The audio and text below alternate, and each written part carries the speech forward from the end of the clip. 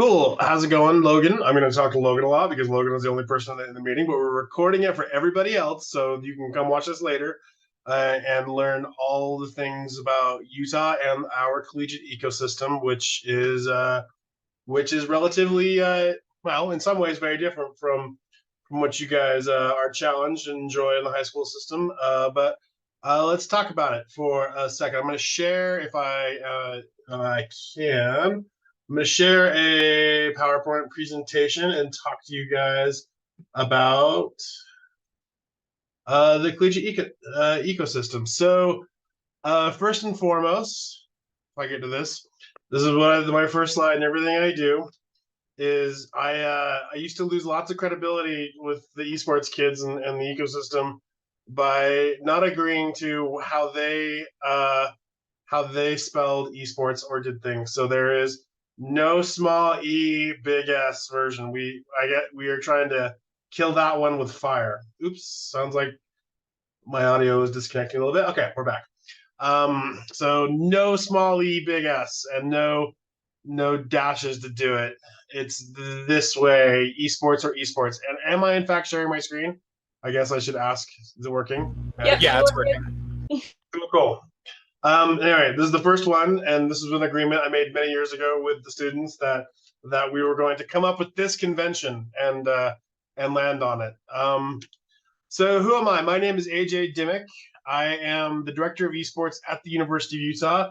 We have just started season number 7 of varsity esports at the U.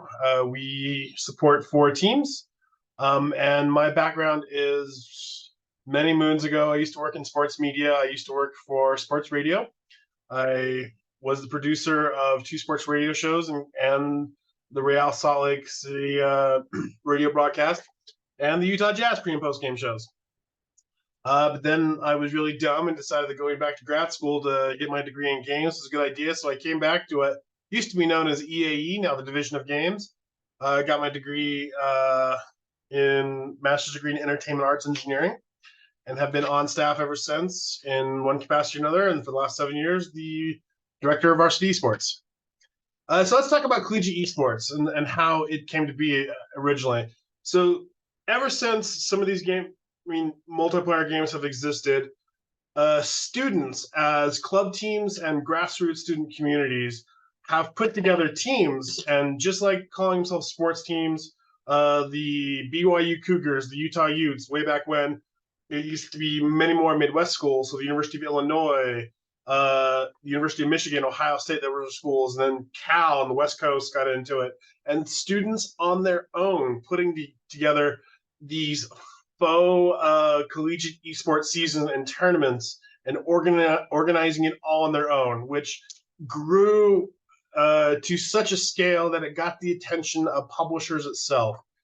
For instance, in 2014, Riot hosted the first ULAW series, now called CLAW, which was a tournament put on by Riot itself for League of Legends. In 2015, Heroes of the Dorm, which used to be the same thing except the Blizzard version, was on ESPN. And so a lot of this is around the idea that they understand a huge portion of their player base of those games are not only young people, but college students themselves. And behind the curtain, there was a statistic I was once given by people at Riot that in around the year 2018, they knew that 30% of their entire monthly active player base in North America was enrolled college students. So it's a huge portion of them. So serving that audience, particularly in the collegiate ecosystem, was to their interest. So they started not only allowing those college tournaments with all those teams, but putting them on themselves with tournament organizers. In 2014, that same year, Robert Morris University became the first school in the country to give scholarships to host one of those teams. They had a big club scene, lots of self-organized student things, and that's what still to this day, what most of collegiate esports is less. It is less schools putting together a team for them, and more the 5 guys that found each other in the dorms or in the club space on campus and signed up for a tournament. And that's what all of it was. And that's, quite frankly, what the majority of it is right now, with a huge influx of us that are institutionally supporting it. In 2014, Robert Morris became the first of those schools to get a facility, to host a team, to give scholarships for a League of Legends team. Yeah, and those are the numbers of how you can see it exponentially growing on the institutionally supported side. In 2014, Rob Morris became that first varsity team. In 2017, when we started banging down the door for it and putting it together, we were the 31st school by my count to do it, unless somebody I missed. But we were the 31st school in the country. We were the second school that was a Division I athletic school, so the second big football school. We were the first school from a Power 5 conference. And today you can see that exponential growth, that logarithmic growth is now there are over 600 schools with some version of institutional support. I would say that there's a lot of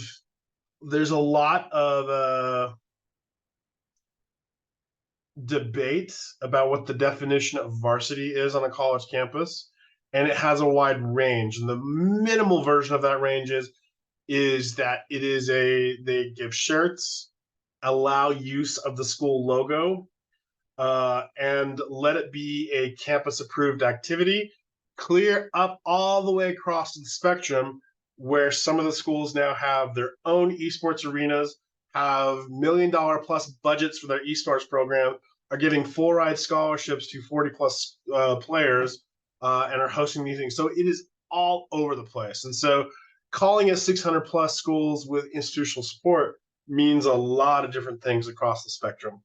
Any questions at all so far?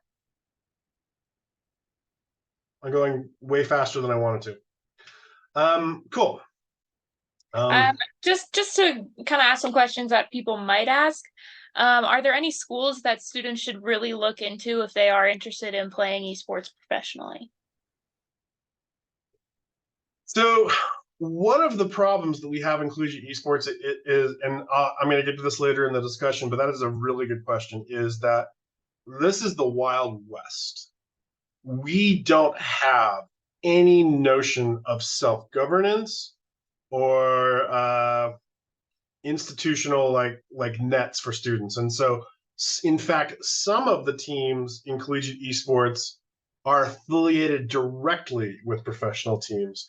And so some of the college teams are like the B teams or the junior varsity teams or the C teams or the affiliate teams of professional esports. Like Maryville University used to have a relationship like that. Northwood does.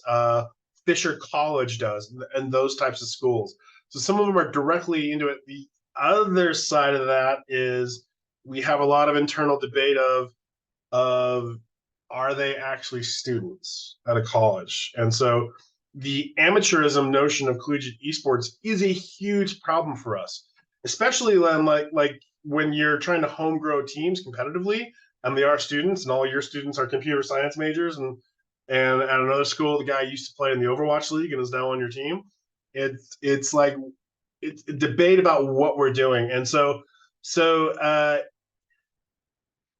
I would also say that yes, like one of those schools with a professional affiliate is probably one of the students want to do. You know, if you're top 100 in the world, those types of things are really those types of things. But I would also say that college esports right now is by far not the most viable path to pro. I'm gonna take off my screen sharing to talk about this for just a minute. Like all of the most traditional sports, you think of what college to go to. Like if you wanted to play in the NFL, then you would think about those bigger schools. You think about going to Georgia, Ohio State, or if you wanted to play in the NBA, you would think about going to Duke or North Carolina and those things. College esports, the lifespan of these players is such, it's closer to a gymnastics player in that if they're going to go pro and be that kind of player and those types of careers, they're really close to already doing that by the time they're 15, 16, 17 years old. And so it really isn't that much of a viable path to pro kind of opportunity. Because if they're going to do that, they kind of go do it when they're of that age. The more traditional route is those types of things, like of those former Overwatch players or former players that end up back in college. It's more the players that didn't quite make it in those professional scenes, and didn't, or were there for a cup of coffee and then it didn't work out, or have done it for a little bit and they're ready to go back to college. Those types of players end up back in the college scene a lot. The other thing, like those affiliate schools, like if you're ready to roll and you're going to be the best player on their professional team, then you're on them. If they think you are in 2 years, and those professional teams on those 2 or 3, because we're only talking about 2 or 3 schools in the country that kind of have this arrangement, and they're private schools usually, because this is not the kind of a thing that a public school would kind of fly. You can end up on a college team. That's a very good question. I hope I answered it in any way, shape, or form. But in all, mostly what they have to understand is college esports. There are a few examples of it, of people going from college esports to the pros, but it is a very rare kind of thing, and it is not totally a viable path to pro kind of circumstance, like we understand other mainstream sports to be. Is that good? Okay, I'm going to go back and share my screen. Please interrupt me again if I'm not talking about things that you want to talk about, just like that, please. Cool. Yeah, and so 2014, there was the first one. 2017, there were 30. 2023, there are 600 on somewhere on that spectrum, including 8 schools in the Pac-12, a lot of partner conferences in it. So a lot of the bigger schools have kind of caught on, but initially it tended to be just those small schools. And so why was this happening? So it started as, especially because collegiate esports was always a small campus thing back in those early years. It was exclusively a small campus thing. If you were a small college with 1,800 students on your campus, and you could have a computer lab that you could play games and have a team, and invest in the space, and because of that, you were able to enroll 100 or 150 students in your college. That was a tiny college. Then this moves the needle for you. That was universally the thinking behind why people were doing it early. The bigger colleges, this is much less of a reason to be involved, but that's why they were really early. And like this, in the case of Utah and some of the bigger schools, like this doesn't come within 5,000 miles of the reasons why we would be involved. This does a little bit, and this is why a lot of the high school leagues exist, and part of the reason why high school and youth ed schools have jumped in is there is very much a understanding that this content has a predilection to be attractive to STEM students. And for a lot of colleges in the country, they got into this as an effective recruitment retention strategy, because this also got the kind of students that they were interested in.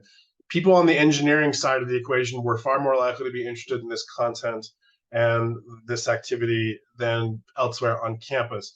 And so it was of a great deal of interest to international students. It was of a great deal of interest to school from STEM programs. And so it was not only getting students, but it was oftentimes getting the kind of students that they wanted to be attractive to. And so really early, that was the justification for it. And it needed a justification, because you know what is not a justification for them being involved with this? Money. I remember the first day that we did this, I remember seeing public comments that you're only doing it for the money. Like, what money? That is definitely not a motivation for doing it. And a lot of schools have made that argument to their campuses about you hear the narrative all the time. This is a $1 billion industry. So much money being involved with this, and we see a lot of esports bubble right now. We know that there's trouble even there, but they're in it for the money for sure. This is not a revenue generating opportunity in the collegiate esports ecosystem at all.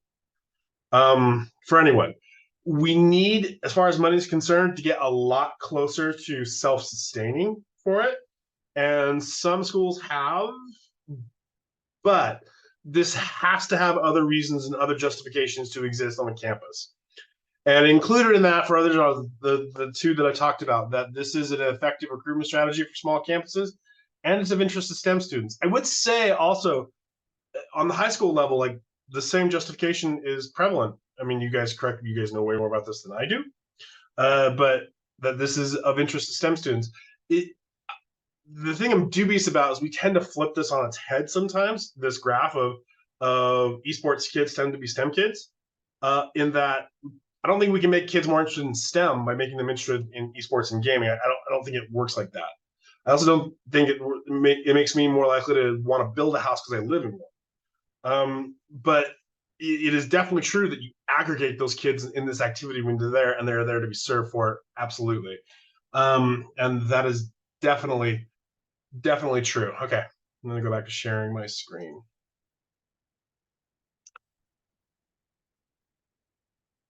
So let's talk about this, talking about the origins of collegiate esports and bring it closer to home to what we did at Utah and kind of our story for doing it. As I said, in 2017, we were able to do it. We were working on it for a couple years before that. And at Utah, and I like to tell this story about Utah because it correlates to kind of the origin stories of every collegiate esports program and what is happening on campuses. And it is very easy to just flatly say that collegiate esports is absolutely, regardless of what schools do and what they are invested, it is an organic student movement. This isn't happening because schools themselves are making it happen and getting their students interested. The students don't need the school's help playing games or being interested in games or wanting to do things. And we were no exception. Well before there was any notion of collegiate esports at the University of Utah, well before we had put anything together, there was a thriving community here, and led by, I always put this young woman, Angie, in my slide decks because categorically would not exist without her. She was the founder of Crimson Gaming, and so her big idea was she was a League of Legends player. She was very interested in League, and so she put together a League of Legends club. It was called the League of Legends Students Association way back in 2014, 2015. And she just wanted to find like-minded people so that they could have LANs on campus and play League in like the library, computer lab and things like that. And her events, she was very good. I mean, she would get sponsors for those events. The students would get fed. She would get 100 people there. They would have a great time and have a party and do this. And she became a known quantity for like a wonderful guerrilla marketer, a wonderful a person to go out and get sponsorships. And her events were really good.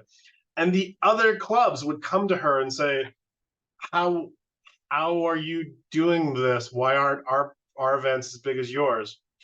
And she liked the idea of making one club to rule them all. And so she said, we'll just make one club and we'll feature everybody. And so she put together, combined every club into what was known as the Crimson Gaming Club at the University of Utah. And in their events, they would have a featured game every time they would meet, and they would meet every other Friday, so twice a month. And they would have big events for a featured game, and they would have smaller events for all games. And the idea of what they did is she realized that esports and gaming isn't about one game. There are lots of different things people are interested in. And so she made it about all those games, and made it combine their events, and it was off the hook, and she was way better at this. And in its pre-pandemic prime, Crimson Gaming grew to over 600 members, and they actually had to divide their club into a community and competitive scene. Met every other Friday, met 25 times plus a year to do these events. And so before there was any notion of Utah esports, there was this club, and they fielded 10 competitive teams that were engaged in collegiate esports tournaments. And this was the Utah esports program before there was any institutional sport, and self-organizing and doing it entirely. And how it informed us is institutional esports, a lot of colleges ended up being one game. So like there was League of Legends teams and Overwatch teams everywhere. because of kind of the way that Angie ran that club, our philosophy was very much that esports is about lots of games, lots of people. And so we fielded 4 teams and tried to make reasons of gamers of every type to care that we existed and did it. And so this is not unique to us. This is a scene that repeats on every college. This is about an organic student movement on all these campuses across the country. Usually at the same time, there's that 2015, 2016, 2017 era where all these students were really thriving and organizing and putting together a collegiate ecosystem of their own, largely without any help from their campuses. Any comments or questions about that? I'm just curious, what games were the most popular when you started? You mentioned League of Legends specifically, but so like in that 2015, 2016, 2017, and I'll talk about this in a minute about how we picked games, but it is interesting and it is notable. This is a moving goalpost. This is like games that were hot for those students way back then are different now, and it absolutely is. And so Blizzard had a big organic student club organization called TESPA, which was title agnostic, so they didn't care what you like to play or care that it was a Blizzard game. And they were every club in the country was a TESPA club, and sign people up. And so a lot of the Blizzard games were very popular, despite the fact that they were games agnostic. And way back then, in those first few years, the 2 biggest games by far were League of Legends, and it still is. And that's kind of the biggest disparate kind of thing that I noticed between high schools and college. League of Legends is our by far our most stable community, and it is at most schools across the country, I would say. And Overwatch was a big one, and the thing that you it's hard to understand if they were the biggest ones because there were so many students interested in those, or if because the publishers were putting so many resources into those titles for them. And so there's a thing that we speculate about. If there was $1 million purse for Minecraft, competitive Minecraft, that every competitive student in the dog would flock to that. And so it is sort of a chicken and the egg conversation that we don't quite understand yet on the collegiate scene of do these games get popular on their own and their own communities and they emerge organically and thus are just the most popular games? Or is it that because the publishers are dumping resources into them, what we think is like whatever is providing the biggest bright lights and the biggest stage for these kids to compete on, if they can compete on ESPN and they can win scholarship money doing it, that's the most popular game. And that causes another thing where we have to separate the ideas of what is a community thing and a competitive thing. And part of as collegiate esports has matured, we've had to go back to this idea that we serve everything towards the competitive community, and sometimes we forget about the enthusiast community.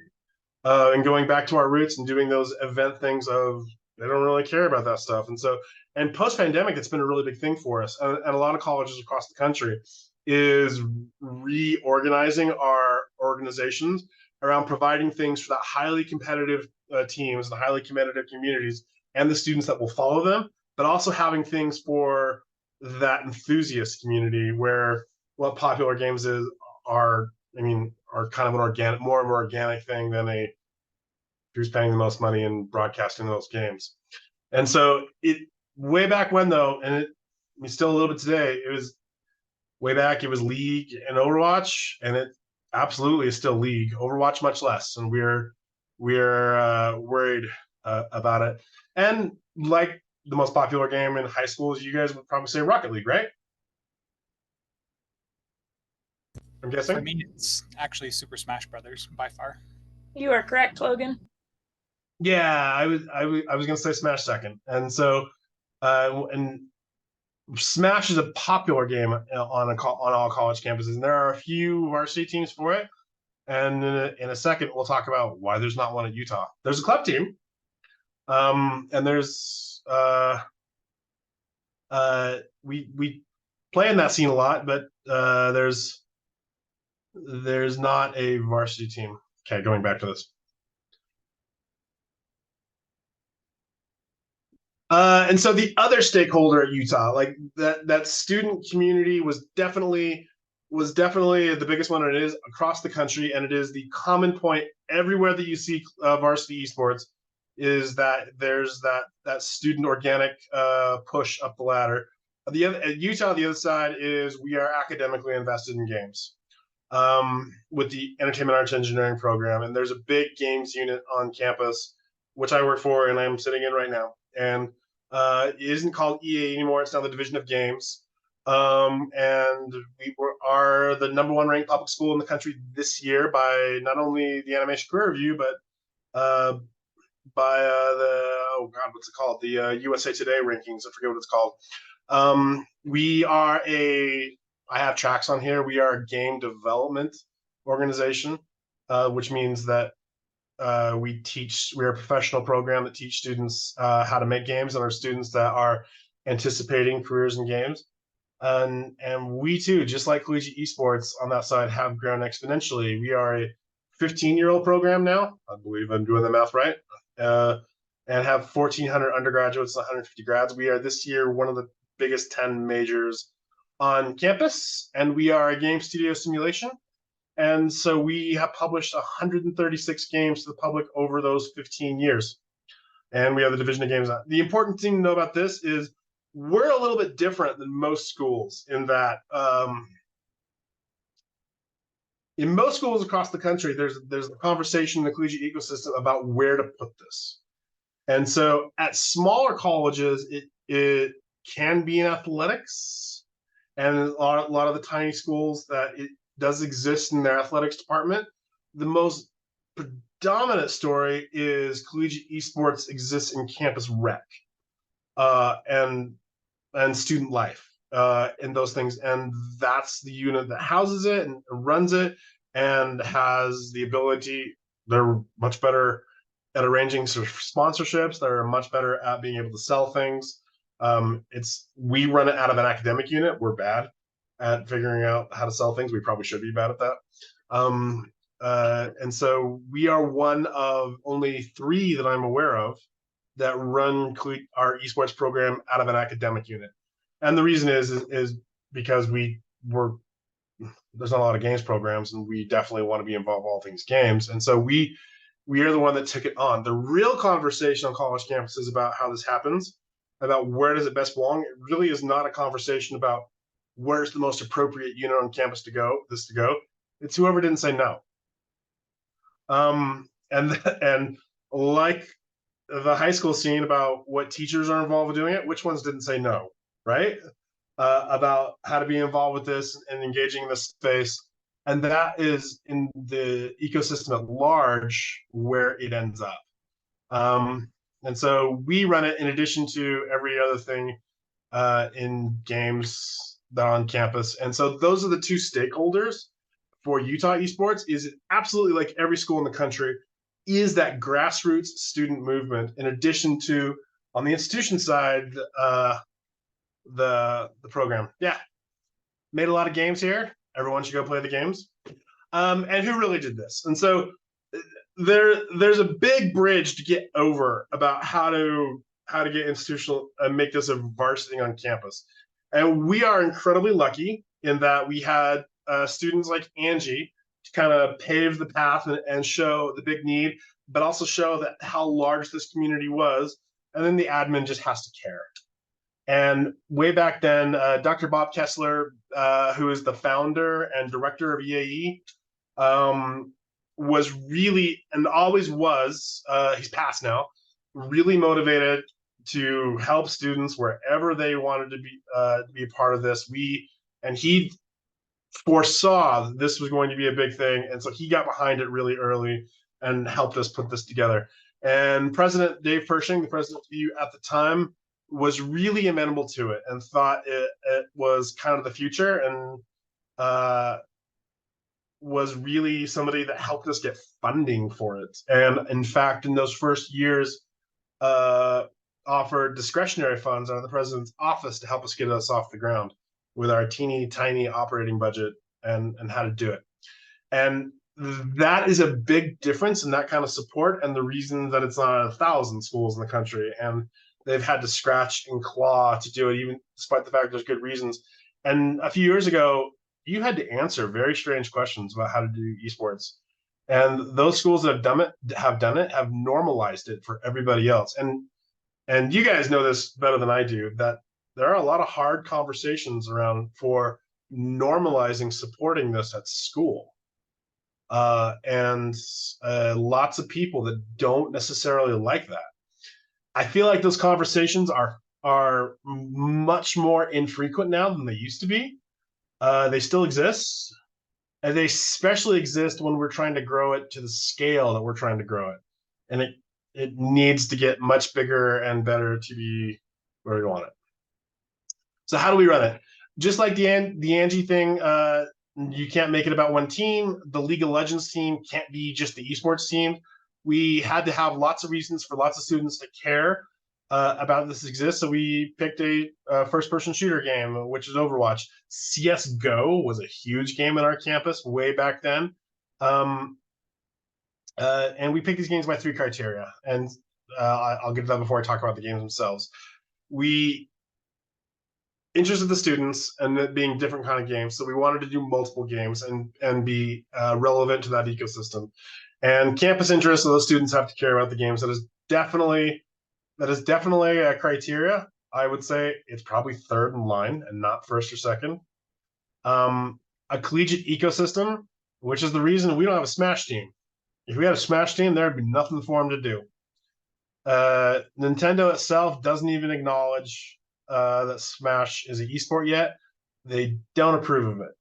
And so the way we do it is if the publisher is not supporting it in the collegiate ecosystem and putting on their own event, if there is no national championship and just whatever people can scrounge together with tournament organizers, it is not in consideration to be a varsity game. Those can be club teams, and even though there are 4 University of Utah varsity teams, there are still 11 club teams, including club teams for some of the varsity games. Like there's a varsity Overwatch team. There's also a Crimson Gaming Overwatch team to this day. We collaborate and support those things and support each other. And but for varsity, if it's not supported by the publisher, then we're not going to allocate funds to make it a varsity thing and a scholarship thing in the future. Does that make any sense? That being said, there are varsity Smash teams in the country of schools that do give scholarships for it, but they're darn few and far between, and I don't really understand why they would. Questions about that? This is just my personal question. Where can the games be played that your students have made? You brushed past that slide, but it was cool. Did I brush up that slide? Or you mentioned it, but I just wanted to know. There are, I'll get lost in the weeds here. Way back when, we used to put games on the Xbox Arcade when it existed, and you have students that the Xbox Arcade was probably before they were even born. But most of our games now, for the last 7 or 8 years, are all on Steam, and it is a requirement of the games program that they have to ship their game. So their game has to be, when they graduate, it has to be publicly available to play. And 95% of them choose to publish on Steam. There are mobile games, so there are games like you can get on Android and things like that, but those are fewer and farther between. But most of these games, of the 136, and you can even look it up. There we have there's a EAE. I'm forgetting the term on Steam for how they organize games. But you can see it and see all the games that we've published, and it's on our website too at games.utah.edu. You can find links to all the published games and where they can be played. But that's part of the thing here, is it is a game studio simulation, and they have to ship those games to graduate, both in the undergraduate program where you get a bachelor's of games degree and the grad program where you get an MEA. Anything else? I thought the publishers have to support the game to be a varsity esports thing. I thought might be a thing to you guys, but any questions about that? Cool. Yeah, I Yeah. mean, I can kind of speak to that as well. Like for us, we do use those Nintendo games, even though they don't have a ton of publisher support. Because we specifically have permission from Nintendo, right? So it is a unique thing. Right. And that's an interesting way to do that. That makes sense. And we could get the same thing, but there's no ecosystem. Like there's no recognized national championship for it. And when I say like this is not about money, there is an ecosystem. So we consider things that are a little bit differently. Like we consider media rights. Can we stream? Can we put our sponsors on that stream? Is there a recognized national championship? Is it going to stay there for a foreseeable amount of time? For instance, Rainbow Six is a very popular game on campus. Rainbow Six is done by Ubisoft. Ubisoft completely ignores it, so it's just done by a tournament organizer. Not going to spend money on that because you don't know if that tournament organizer, what their plans are for the future. And sort of you're dealing with a 5, 6, 7 year plan of how to do this, and you're making your bets of what to put your pennies and nickels in, and what you think is still going to be there, and what might make this more self-sustaining, and what might get an audience for it because the publisher is investing into it. And Riot invests a lot in the collegiate League of Legends system and now the college Valorant system. And in terms of like, what does Nintendo put towards Smash? Nothing yet, but we hear some of the things you might hear that could change. And the second that changes, I mean, it is extremely popular and there's a lot of pressure to support that game. We would love to have a Smash team. And like half the schools in the country would. And as soon as it becomes a situation where we can, and there's like a recognized national championship, we absolutely would.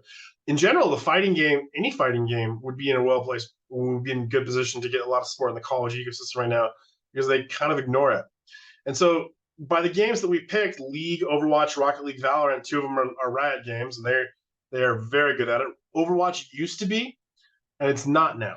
And so that's one of the things where, as college esports has matured, is having to deal with the idea of how do you ethically sunset a title. For instance, if you're, I mean, not us, our scholarships are not full scholarships, they're partial scholarships, so there's less money at stake with us. But say you're one of the bigger 2 or 3 schools that give full ride scholarships. Every dime of that student's education is paid for. How do you, and that game becomes unpopular or its professional league dies, and so the viewership drops, the player base is going away because they're going to a different game, but you still have students that you've made a promise to about how to give scholarships to them. What are the ethical ways to sunset that title and shift your resources to a different game and not hurting that student and not putting them in a position where it's being injurious to that student? And right now, with kind of the way Overwatch is trending, you're watching the whole collegiate ecosystem kind of have to answer that question. And you're seeing lots of different answers to it of giving them a year, say that we're going to support it for this year, not next. So fair warning, to continuing to give scholarships to those kids for as long as they're in school there, but not add more kids to that scholarship, and so on and so forth. And that's one of the eccentricities of the space is football is not going anywhere, right? And basketball is not going anywhere. But in this space, it's a constantly moving goalposts. And when you're investing funds into it, you definitely got to figure out like where are those funds best allocated. Then you got to be able to change your mind later about it because it's going to change all the time. So thank you for asking that question. Anything else on that? And we're doing the same thing. It's a typical conversation. Like I don't, especially with what's happening with the Overwatch League, I don't foresee us always having an Overwatch team. I desperately hope I'm wrong about that because I think it has the potential to be the best collegiate esport.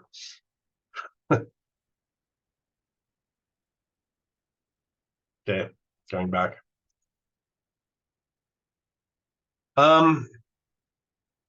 Yeah. And so we pick games based on that collegiate ecosystem. The publisher has to be involved in putting on that collegiate ecosystem. If it's just a third-party organizer, that's not good enough. And campus interest is a big thing. And that's how we picked those 4 games. Two of them are Riot games. One of them is an Epic Games, the Rocket League is, which is a very healthy and popular game in the collegiate ecosystem. Probably the biggest varsity game. And League of Legends is by far the most stable community on like most college campuses. And I put the slide in here again to say that while we're doing all of this, we still exist and coexist with that student club. And it's a political thing of that student club, and those students are our constituency, which we have to serve, but they still want to do their own things, and they're adults, right? And so those students self-organize those things for not just interest in being gaming, but for professional reasons. So they want to do that grassroots organizing and set up tournaments because a lot of them want to work in esports and games, particularly here at the U. And so the way we do things is the club and the varsity program are not the same thing. They are entirely separate. At some colleges across the country, they have combined them, or the varsity program has swallowed them. It was really important to me that we never do that. Because one, I have 7 layers of approval to get to anything. The club doesn't have any. The club, for instance, Utah is a Pepsi school. The club can go get a Coke sponsorship anytime they want to. They have all sorts of things that they could do that I can't do. And they have students there that want to organize those things, be able to get wins for those, and play whatever game they want to, not have any of the rules that I have, make it resume and portfolio pieces. It is always true that people in the club also work for Utah Esports, and so there's a lot of overlap who the people are, but the entities are separate and different. And so that is the way we have chosen to do that. COVID was a big challenge to that because a lot of what you count on for your student clubs and communities, like you want intramural esports on campus, and so that's part of the ways that you serve the enthusiasts, not just the varsity thing. And you want to be able to invite kids that aren't very good at games but really like the games to come in and play. And so the club always served that purpose, as they were always the ones putting on events, and they were doing a really good job. And we support them, and you provide funds for them, and sometimes, and you provide all the logistical support, but they're students, and you don't need anyone with this much gray in their beard having too much influence over those types of things. And so that you always want it to be an organic student movement, and it is everywhere in the country. The student-driven clubs rule.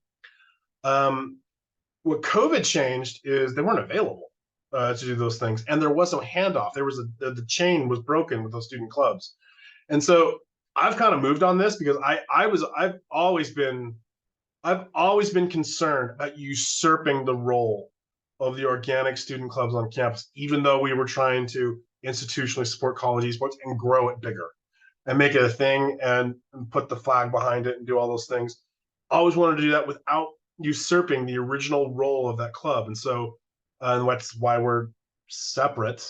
We're not the same thing. And because I didn't want to eat them alive, and I didn't want a circumstance where they had to follow orders. They can do whatever they want. But when nobody was on campus for 2 years and that link was broken, I didn't know if there was no handoff from the older students to the younger students, and there was no events. And so I've kind of moved on this. So like, we want to take a bigger role in holding those events for them and making sure that there are intramural type events on esports and community events on esports. So I've grown a bigger comfort level in the institution, having a little more control and a little more involvement with those things, particularly right now. And so, I mean, the club is not as big a scope because there were 2 years where it didn't exist. And so it's coming back big time, and as our in-person events for club things. But yeah, those are separate things, and the club team has always, despite the fact there's been an esports program, has always persevered and held competitive teams and community events, which we will come closer to helping them with and playing a bigger role of in the future. Our esports teams are just like any other. Esports is sports. It is the same lessons. It is the same kind of thing. It is just a sport. They practice 20 hours a week. They have position specialties. You guys know all this. They have VOD review. They have coaches and assistant coaches. These are the things that, especially in the early years, we really pushed sports psychologists and nutritionists on them. And and that was part of the mandate of what college esports can be relative to professional esports, is there's research done in this space, and it's so young and so unadvanced in those things of because of nutritionists and sports psychologists and people involved in the research of identifying the question about what is the difference between a sport and e-sport, we're going to learn a lot about how to train these athletes and about what this activity is, and the ludology, the study of games, and what this is relative to other activities. And that, in a lot of ways, can be the role of collegiate esports relative to those other things. And so it's really interesting to have those things. Like everybody else, we tended to be a STEM student organization and have lots of computer science majors, lots of games majors. Last year would have been 3 nursing students a couple graduated. When we started sending out recruiting feedback to these students, it was reflected that those ideas that these appealed to STEM kids. 72% of them were STEM majors. 34 and 1 in 3 were international students that reached back to us trying to pursue us as a possible scholarship venue for for them to come here. So it reflects that.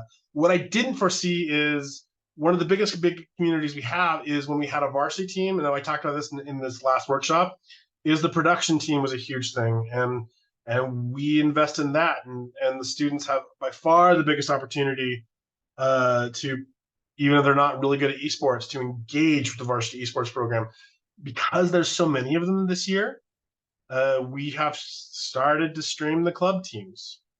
Like we did a Halo thing a couple weeks ago. We have done Rainbow Six now, and those things on the University of Utah Twitch and YouTube. And so that is a big part of what we do, and a big one of the wonderful things that have come out of being invested in this space. That production team, we've done way more in this now. 1,000 games, 3,000 hours, seen by 500,000 people, and we've done all sorts of things that are outside the lane of esports, including we're doing some more things this upcoming year that are out of the lane of esports. We're going to do a weekly talk show out of the games program and still talk about games, but outside of esports.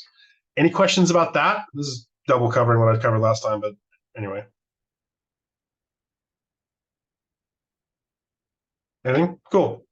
Yeah, and because we get partial scholarships, at this point, we would have been state of the art in the collegiate ecosystem in 2017 because we added any money to it at all.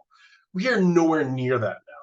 I mean, my operating budget in an average year is around $200,000, half of which would go straight to scholarship for the players. But we home grow them because we can't compete recruiting with some of the bigger colleges now. There are schools that outspend me 20-1 at this point, and so it is continuing to grow.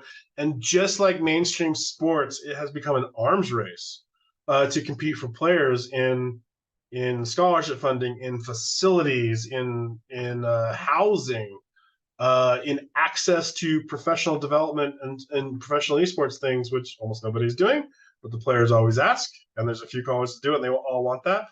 And we do it a little bit differently than that. We recruit externally a little bit, but more than that, we do on-campus tryouts and find the best kids we can on our own community. And that, to me, has the added benefit that we have continued investment from the student club and the constituency on campus, because it is actually their guys. We aren't taking the best players on our campus and the kids that are already invested into us, and we're outmoding them with ringers. And despite that, we do have an excellent culture of winning here, and have homegrown these teams and doing lots of cool things, and have won a couple of national championships, been a runner-up to a few. We have lost the national championship match on ESPN, which broke my heart. And we co-founded the PAC-U, which, collegiate esports, and I'll get to this in a second, is completely ungoverned. And so we have started to govern ourselves by Riot recognizes us as PAC-U, which is us and 8 other Pac-12 schools, which we have become a partner conference. So we make our own. A big thing in collegiate esports is making your own schedule and not having it handed to you by a tournament organizer, because they don't know when you're on fall break. They don't know when you're on spring break. They don't know if you're semesters or trimesters. They don't know when your midterms are. And so the little pockets that we can collaborate together are really important to us to do it. And last year we were the Pac-12 champs and the Pac-U champs in League of Legends, which is the first factoid the president will say to us every time he mentions us in anything. And so I'm running way behind, but I'll talk about this. Problems in collegiate esports, I've addressed a lot of them already, is everything we do, and you guys know this every bit as well as I do, is engaging with the intellectual property that is owned by a publisher. And so you have to play by their rules. In the case of high school, you guys have to deal with the tournament organizer just as much as the publisher. We too have to deal with the tournament organizer, but we can complain to the publisher directly and frequently do. And this is the biggest problem to getting this to grow, is we desperately need to self-organize and self-govern and deal with media rights and schedules and conferences and how our championships are run. And this is a huge problem to getting this to grow to where we want it. And related to that is there's no self-organizing body, as I just mentioned. And we really, really have to do that. We really need the attention of our presidents, because they are the only ones that can do this kind of self-organizing or self-governing things. And with that, what could we do if we had that? We could make our own championships. We could negotiate with publishers themselves, and we could allocate funds to things and say to the publishers, would you like it to be League of Legends? Or we'll go play something else if you don't want to, and have that kind of leverage of 1,100 or 1,200 schools reacting together like the NCAA actually is. We can negotiate our media rights. We can negotiate common sponsorships. We can aggregate our audience and the common streams that we put together with that media rights we put together. And so these are the biggest problems between college esports being small and being big, is we are on our own, and the publisher calls all the shots and we call none. And so that is the biggest problem we have to fix. There is no monetization model because there is no self-governance or things like that. We don't have the rights to our media rights unless they give it to us. We don't set our championships. We water down the product itself, because in addition to those publisher tournaments, every tournament organizer and their mother can put together side tournaments to do things. And so there's 12 months a year. There's no off season to do this. And so it's hard to know what to watch and other things. And so currently, like that problem of you're only in this for the money, there is no money here. And there needs to be a little bit more of it. We have to organize this in such a way where spending money on this isn't a money pit. And those are big problems in our ecosystem. That being said, every college for themselves looks for sponsorships, in the college ecosystem, in some schools are donor things. Some of them are sponsorships, and those sponsorships are largely in kind. Rockstar is a big sponsor of us, which is Pepsi. Logitech and MSI are big sponsors of us for our hardware and equipment. And in the college sphere, in-kind things are the biggest, most common things. They'll give you computers, they'll give you hardware, they'll give you headsets for deliverables. If you look at our broadcasts and our streams, Rockstar is on every single one that you'll see. Logitech and MSI are things that are in our building. And those are the types of things that we engage in to try to make it more self-sustaining, and the ways that we try to pay for things. Professional development and teaching opportunities is a big opportunity here, and that's part of the reason why we're invested into it. I told you guys originally that recruiting and retention is not a reason why, and it is categorically not a reason why. Shortage of students is not a problem. And so that is not one of our motivations. It's the things they learn. When you engage in esports as a player, there's a lot of students that never played a sport, and they learn a lot of the same lessons about teamwork, organization, strategy, enduring adverse situations, which is a big lesson. And on the other side of it, the students that we have managed the teams, doing the esports, being professional directors, cameramen, operators, tournament organizers, or things that lots of these students get jobs doing in professional esports, and that's a big aspect to it of why. We get to do cool things, and like the Garffs have, Doug Bowser has been here. There have been lots of cool people that have paid attention to Utah esports, Bowser being one of them, Nolan Bushnell Atari being another, and a few things that for the games program and other things, you get access to. This is a cool sect that football and basketball and those types of things might not be able to get access to. You're able to give these students cool facilities and things of the Utah Esports training room, the production room, being able to be honored at halftime of a basketball game, meet Bill Walton. And this community of students, a lot of at higher levels of university don't understand how big this community is. They think that gamers are a small sect on college campuses. If you're a college student, you're very likely to be a gamer, full stop. And so this audience is way bigger than people realize it is on a college campus. They're underserved and undernoticed, and colleges don't know how to leverage that community for things that are good for the college and good for the kids.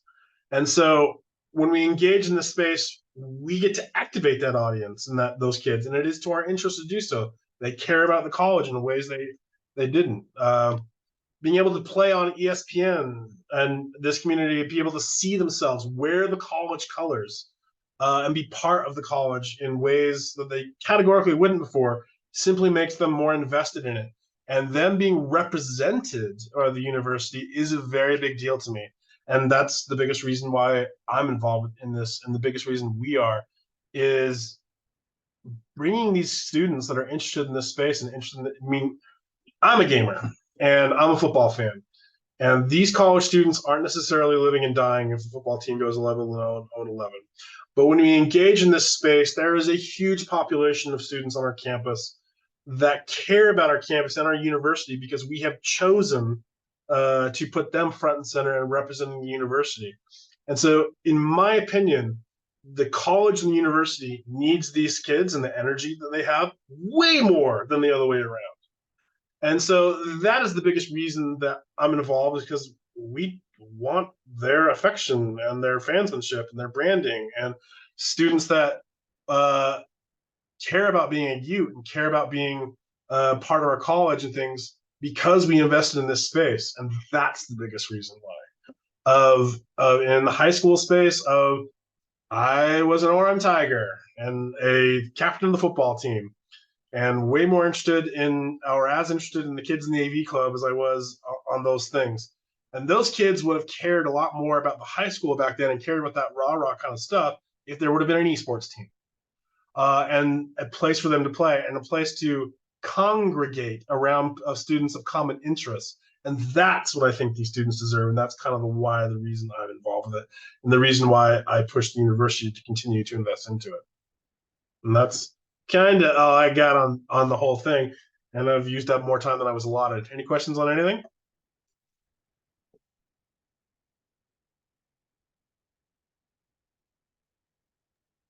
I think I'm good. How are you, Logan?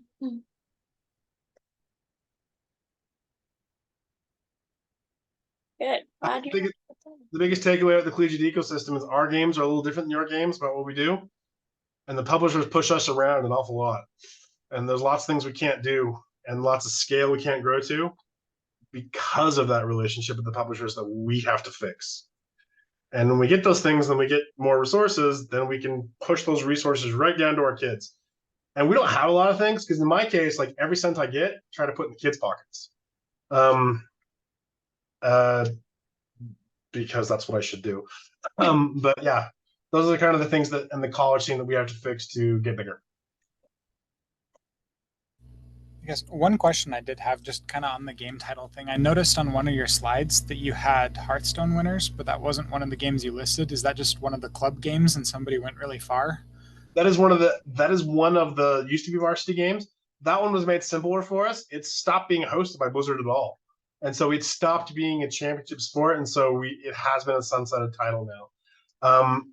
But it was an easier one. Like Overwatch, we can see it shrinking and shrinking and shrinking, but it continues to be a collegiate esports because Blizzard still holds a championship for it. In Hearthstone, they kind of stopped altogether. There was no tournament at all this fall of any kind.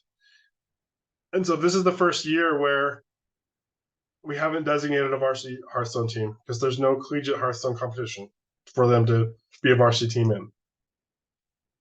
But it's also interesting that in 2016, if I would have declared a Hearthstone tournament on campus, I could have put 500 students in a room for that. It would have been crazy. And now I couldn't put 20. I mean, Still a little bit of them around, but it's not the same proposition at all. At the college level, did the publishers give you any kind of warning, or like, do you have any kind of advance notice that stuff's going to get sunset by them more, or is it really just watching the ebb and flow and learning the same time everyone else does on what they support? No advance notice whatsoever. We are second-class citizens. They don't tell us anything about anything. I know a lot of things about some of them because I'm on boards for like this is the first time I've ever said this out loud. It's going to sound all wrong. I'm on the RSA board, so I participate in the governance of collegiate. I don't participate in the governance of it. I advise on Riot on Valorant and League of Legends. So there are things that I know in advance at all. Like no, like Riot is really good at giving people a heads up about the trajectory of it. Blizzard is terrible. And they used to be good about it, but they have abandoned us. And so when you see that, do you care about the collegiate ecosystem? And the answer is no, or it's changing to no. There's no way you're going to allocate funding for that game, right? And for things to it. Like it's a club thing. That's the students that just want to sign up for a tournament, fine. But there's no way you're going to allocate your very finite funding for that title. And if the publisher, like Riot, spends money on it, on the collegiate ecosystem by itself, Blizzard used to spend a lot of money on it. And if the publisher isn't spending a dime in the collegiate ecosystem, then neither am I. There's no way.